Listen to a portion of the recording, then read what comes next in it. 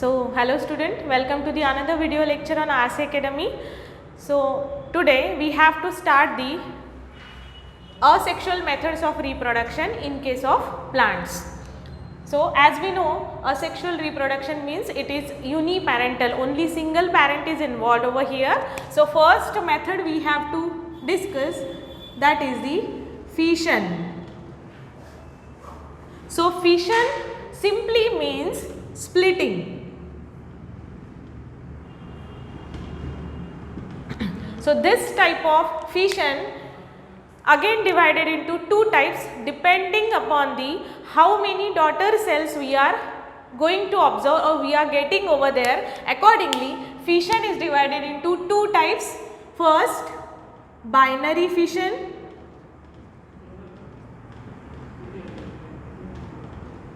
and second one, multiple fission.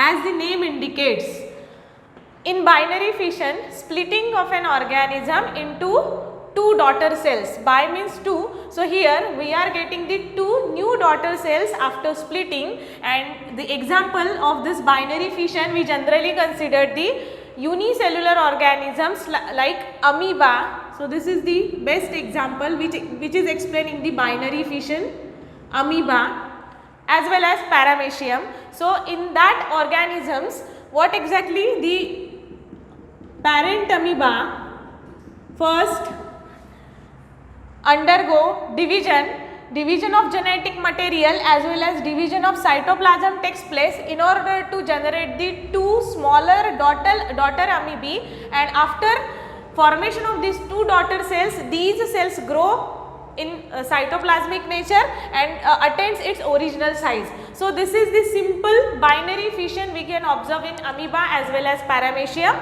Here we are getting the two daughter cells having the same genetic content. So generally what happens in the binary fission, whatever the organisms are there, these organisms are said to be immortal. These organisms are said to be immortal. So why it is so? As we are seeing over there, one single amoeba is there. That amoeba is going to divide into two daughter cells. So this amoeba has been divided into two daughter amoebae. Again this amoeba will divide to form the two daughter amoebae, and this second is also divided into two daughter amoebae like this. So here can we observe the death of an organism? So answer is no. Parent is divided into two. Again after attaining the proper size, that particular amoeba again undergoing the binary fission to give rise to the two daughter amoebae, and likewise. So this is the immortal nature of that particular organism. But if we are accidentally or we are crushing that amoeba, that we can say that the death of an amoeba takes place, but in natural way binary fission is said to be immortal in case of the unicellular organisms like amoebae or amoeba. So that this is the simple terminology of fission. Next terminology, multiple fission. What happens? This multiple fission, the most well known example of this multiple fission is the Plasmodium, which is the malarial parasite.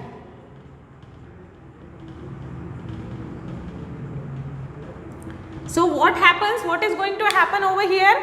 Multiple fission, as the name indicates, single parent organism will give rise to the many more its daughter cells after the splitting. So that is the simple meaning of multiple fission. The well known example is Plasmodium. So these are the regarding the one type of asexual method. Second type of asexual method we have to discuss over here, that is the budding.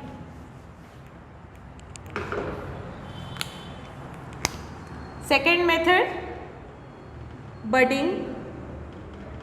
So what exactly mean by the bud? So bud is the tiny outgrowth, or we can say that the tiny growth which is being observed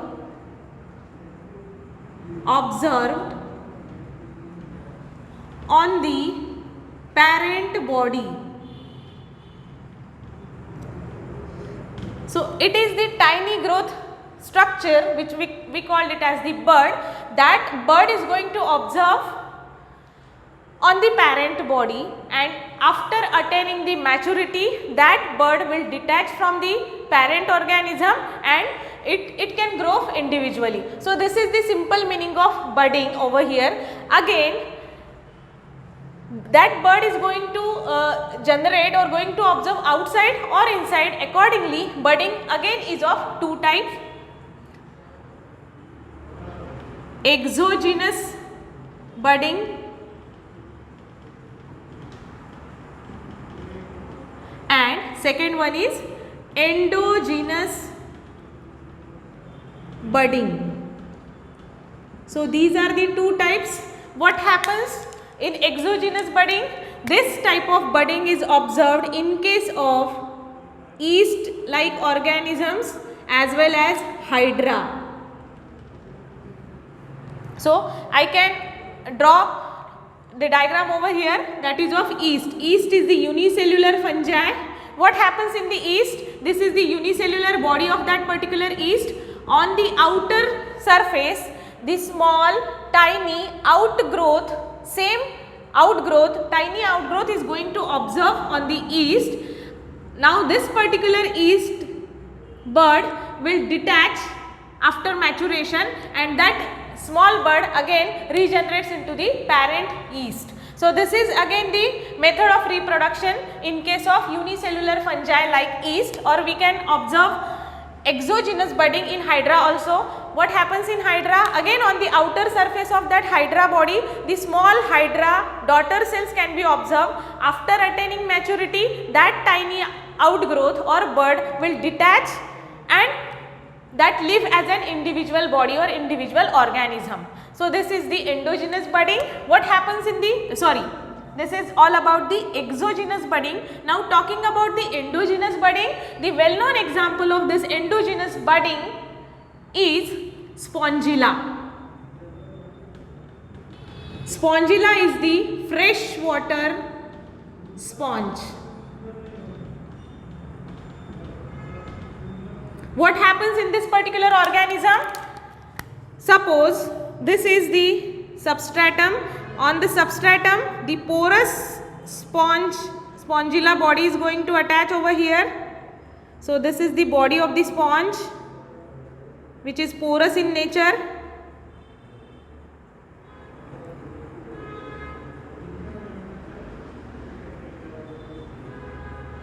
Here we can observe the inner cavity over here. So on this particular inner cavity, we can observe the endogenous bud. So these endogenous bud, which are generally called as the gemmules or gemmules. These are called as the gemmules. Now these gemmules dispersed in the aquatic medium, these birds get dispersed when these particular gemmules again get the proper surface, proper substratum, that gemmules attached to that particular substratum and again developed into the new sponge. Now what exactly the structure of these particular gemmules? So we can see over here, suppose this is the cluster of cells we can observe in these gemmules like this. So this is the bud or cluster of cell. Now this cluster of cells, which are called as the archaeocytes, these cells of this gemmule are called as the archaeocytes. These get surrounded by the gelatinous material, and so as to prevent it from the desiccation or from the dryness. These particular gelatinous material again bear the some endoskeleton like structure, and these are called as the spicules. These are called as the spicules.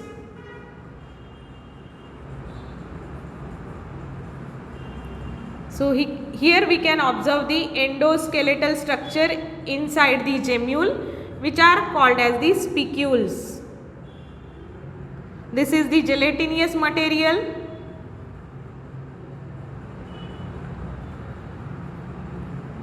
And here we can see the structure of, this is the gemule, structure of gemule. Now, in this particular section, we can find the small opening, and this opening is called as the micropyle. This opening is called as the micropyle. Now, when this type of gemule get detached from this original or parent body of this spongilla, they find some kind of substratum over there in the aquatic medium. After getting the proper substratum, these gemule like body or this bird attached to that substratum from this side, from this micropyle. They attach to that particular substratum from the micropylar end. Now then these particular archaeocytes will generate into the whole spongilla body. So in this way, the endogenous budding kind of asexual reproduction is going to happen in case of spongilla. It is the fresh water sponge. So this is about the budding we have discussed over here. Then next type we have to discuss, that is the by spore formation or sporulation.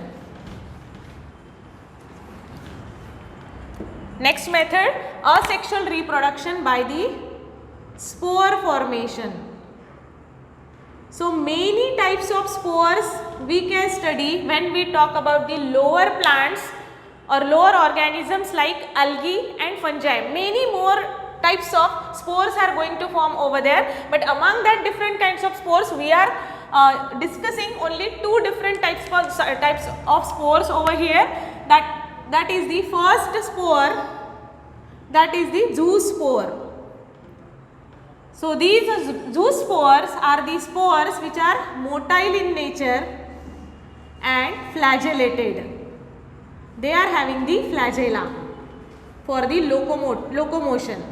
They are the motile and flagellated. The well-known example in which zoospores are going to form, that is the algae Chlamydomonas. In Chlamydomonas, I have drawn one structure. This is the Chlamydomonas.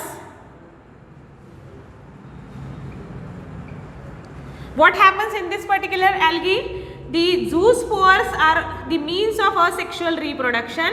These zoospores detached get dispersed by splitting of this particular algal body. These are having the flagella over here. These flagella generally are used for the movement of that particular spore. So this is the zoospore. Again, second type of spore we can observe over here, that is the conidia. Conidia. So these conidia are the non-motile spore. These are non-motile and they don't have flagella. They are not be able to move from one place to another. These are non-motile, while zoospores are motile in nature. And what is the reason for motility? That is the presence of flagella. So here no flagella like structure observed. These are the non-motile spore. This kind of structure we can observe in case of the fungi like Penicillium. So in fungi like Penicillium, this is the body or mycelium of that particular fungus Penicillium. On the tip of that branches of that Penicillium, we can observe the spores, conidia structures which are arranged in the chain. So this is the peculiar feature of conidia. See, conidia are the spores which are generally observed in the form of chains. So this case generally is being studied in case of fungi like Penicillium. So that is all about the spore formation. Next type we have to study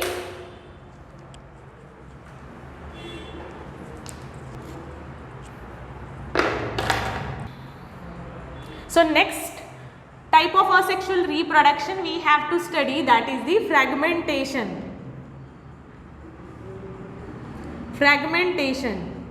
It simply means fragmentation is the breaking down into small pieces or fragments. This is the fragmentation.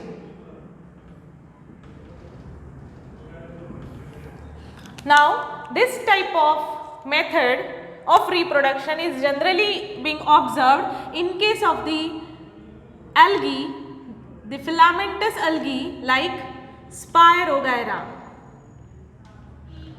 So, this is the filamentous algae, we can observe thread-like appearance, we can see filamentous algae. So, I am drawing the structure of Spirogyra over here. So, if this is the mycelium or thread-like filamentous appearance of this particular Spirogyra, what happens by natural means? Suppose this particular fragment is broken from this side, we can get the two little fragment of this Spirogyra. Now what happens?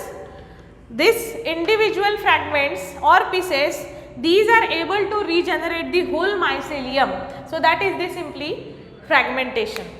Again, this type of phenomenon we can observe in case of Planaria, Platyhelminthes. Planaria, the Platyhelminthes organism.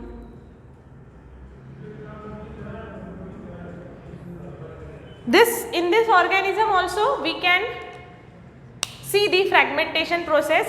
So, by any accidental means, suppose this organism Planaria is going to broken down into pieces. So, each piece, each fragment have ability to generate the whole Planaria organism. So, this is regarding the fragmentation. One more important thing is there that is not included in your 12th syllabus, but I am going to mention over here, that is the plasmotomy.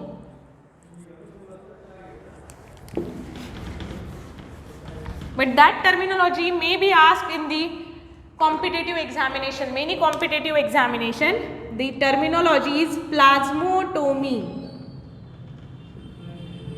So this plasmotomy, it is again the type of asexual methods in which this particular method is going to observed in multinucleate protozoans.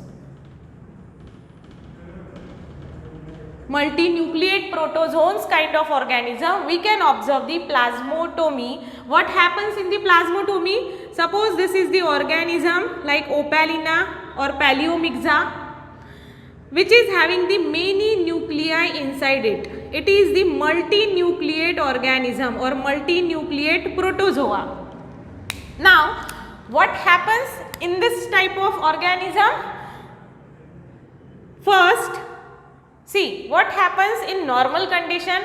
If अगर एक organism cell division show कर रहा है, so cell division में क्या होता है? First, karyokinesis is there, nucleus is going to divide first, and after that we can observe the cytokinesis. Then cytoplasm is going to divide. So first division किसका होता है?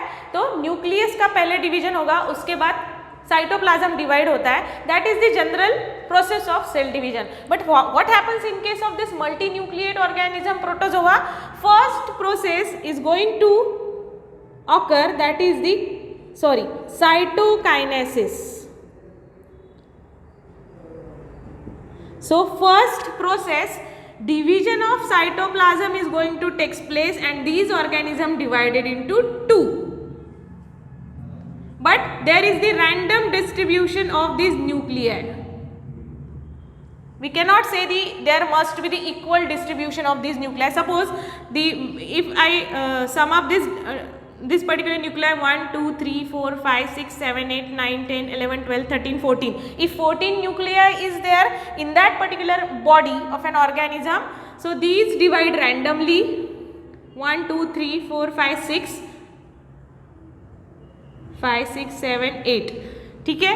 So after cytokinesis process, now this is undergoing the karyokinesis. Means 2 daughter cells हमें मिल गए. After getting these 2 daughter cells, then this nuclear number get regenerated by the process of karyokinesis. Karyon means nucleus, kinesis means division. So in this way we are getting the whole organism, but the processes of cell division are reversed over here. First process, that is cytokinesis, is going to take place, and after to regain the nuclear number we can observe the karyokinesis. So in this way we studied all the different types of asexual methods of reproduction in case of lower plants. So that is all about the today's video. In next video we are going to learn the more methods, and these methods are called as the vegetative propagation methods in case of plants. So that is all for today, student. Thank you very much.